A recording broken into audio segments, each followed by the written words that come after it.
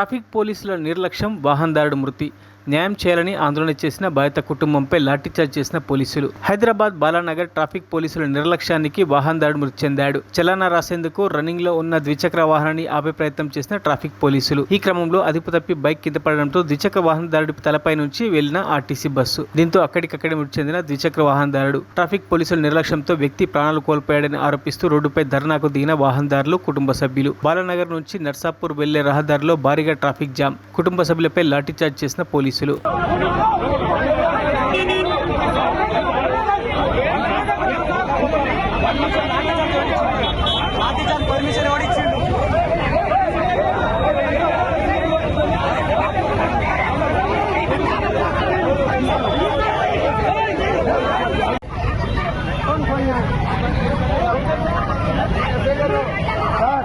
ఎందుకు sir lathi charge?